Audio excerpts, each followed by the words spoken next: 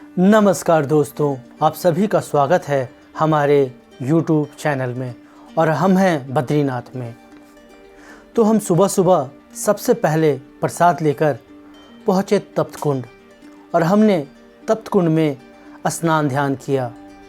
बद्रीनाथ में श्री आदि केदारेश्वर के मंदिर के कुछ सीढ़ियाँ नीचे उतरने पर गर्म जल से भरा हुआ अग्नि तीर्थ या तप्त कुंड है। यह परम पवित्र तीर्थ है। इसके महात्म्य के विषय में पुराणों में कहा गया है कि जिस प्रकार सोने में कितना भी मैल क्यों न हो, अग्नि में तपकर वह पुण्य पवित्र हो जाता है, उसी प्रकार से कितना भी पापी प्राणी क्यों न हो, इस कुंड में स्नान करके पवित्र हो जाता है। यहाँ पे स्नान करने के बाद दान पुण्य करने से अच्छे फल की प्राप्ति होती है। और हम तप्त कुंड में स्नान करने के बाद आगे बढ़ पड़े। कुछ सीढ़ियाँ चढ़ने के बाद हमने बाबा जी से चंदन का टीका लगवाया और कुछ दान पुण्य किया और हम मंदिर की ओर चल पड़े।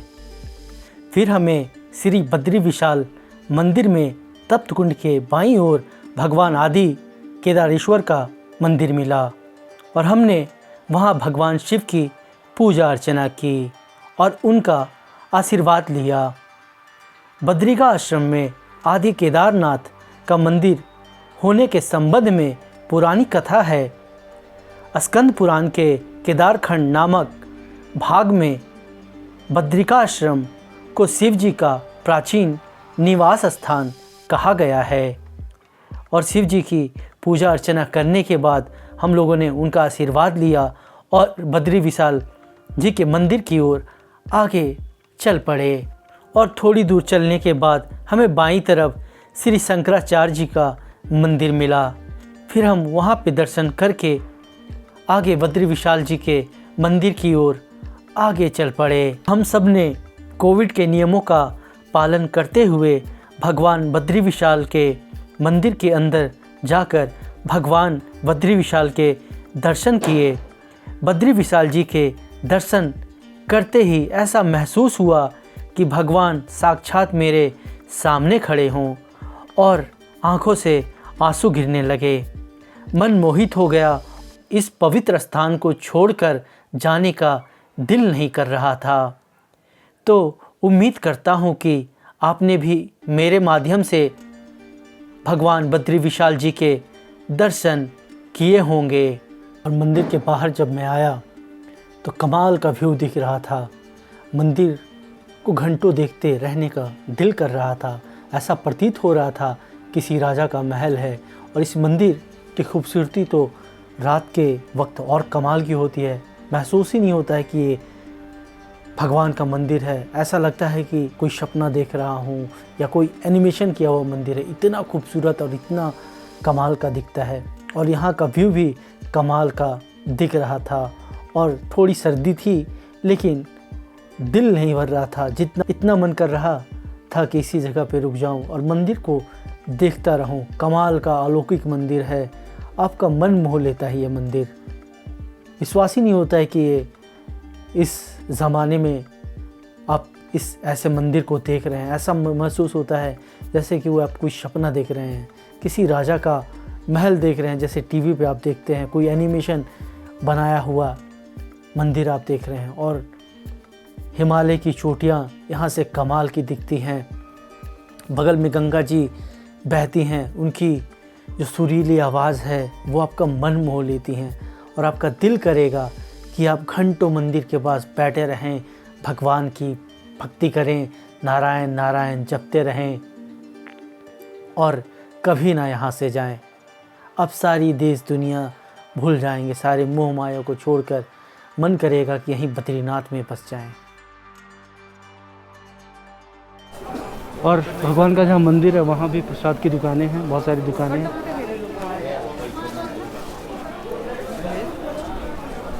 ये गली है पूरी दुकान की, तो आप यहाँ से भी प्रसाद वगैरह खरीद सकते हो।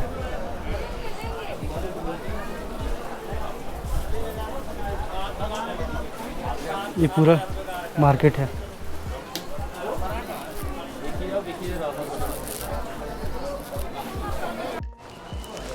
तो बद्री विशाल के मंदिर के बगल में जो मार्केट है वहीं से हम कुछ चीज़ें परचेज़ कर रहे हैं ले जाने के लिए। बहुत चीज़ें उनकी दुकान से लिए।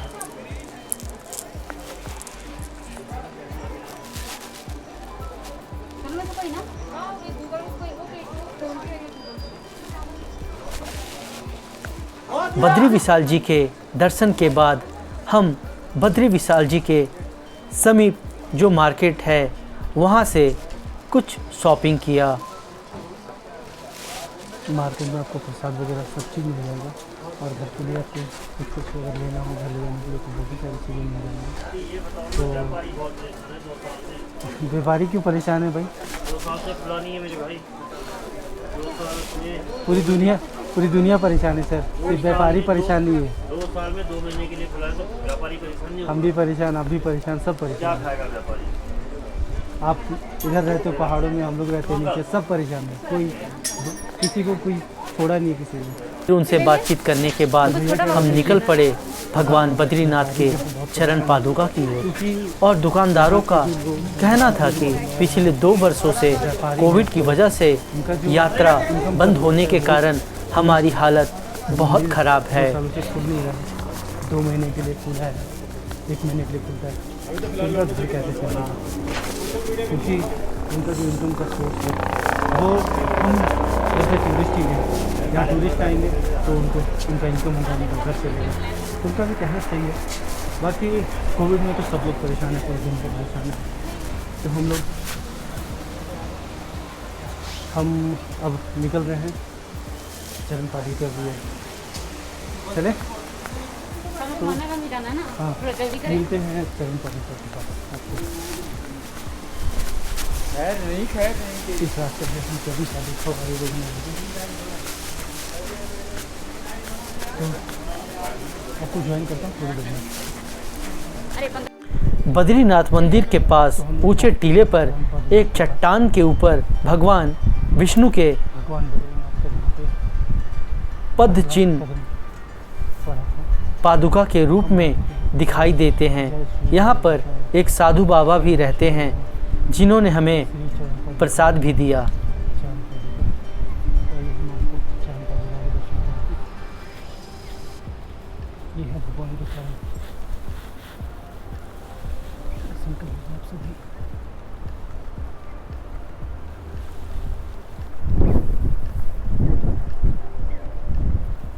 जय बद्री विशाल।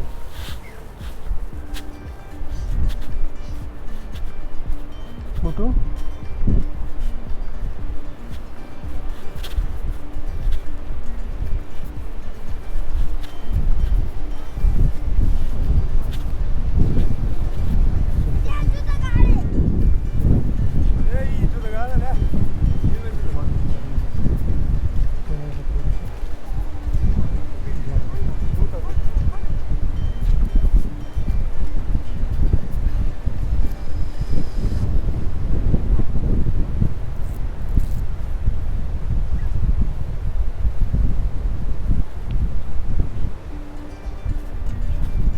भगवान के पहले कदम।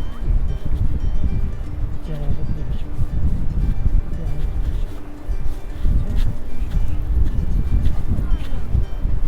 यहाँ भी भगवान के चरण पादुका है ना सब। ये है भगवान के चरण, सबको दर्शन कर लीजिए। जय बद्री विशाल, जय बद्री विशाल, जय बद्री विशाल।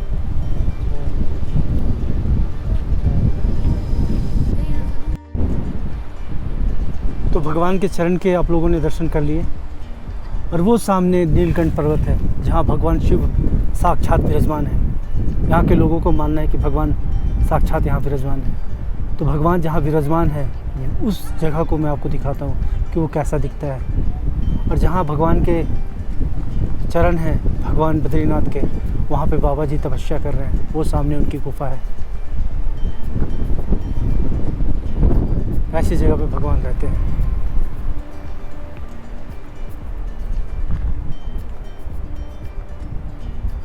सामने नीलकंठ पर्वत, जहाँ प्रभु भोलेनाथ रहते हैं, और यहाँ पे बद्रीनाथ जी के चरण हैं। तो अब दर्शन हो गए, अब हम नीचे चलते हैं। अब यहाँ हमें भूख लगी है, तो कुछ हम मार्केट में जाके खाएंगे, बद्रीनाथ मार्केट में। क्या है? नीलकंठ होली माउंटेन ना, नीलकंठ होली माउंटेन यहाँ से 7 किलोमीटर की दूरी पे। और यहाँ पे ये चरण पादुका से मात्र 7 किलोमीटर की दूरी पे नीलकंठ होली माउंटेन है। तो अब हमें भूख लग चुकी है, सुबह से हमने कुछ खाया नहीं है, तो हम बद्री विशाल के मंदिर के पास जो मार्केट है वहाँ पे चल के कुछ खाएंगे, और उसके बाद हम चलेंगे माना गाँव। तो वीडियो में बने रहिएगा। तो माना गाँव में जाएंगे और वहाँ पे भी जितने भी भगवान हैं सबके दर्शन करवाएंगे हम। कहते हैं कि ऐसी मान्यता है कि माना गाँव जो इंसान चला आता है वो कभी गरीब नहीं रहता, कि अमीर बन जाता है वो। तो आप अगर बद्री विशाल आते हैं तो 2 किलोमीटर होगा, थोड़ी सी चढ़ाई है। आप भगवान के चरण पादुका के पास ज़रूर आइएगा माथा टेकने के लिए। कविता चल नहीं पा रही थी, फिर भी मैंने इसे अपने हिम्मत से इसे यहाँ लेके आया। तो मिलते हैं फिर थोड़ी देर में। तो आप वीडियो में बने रहिएगा। जय बद्री विशाल।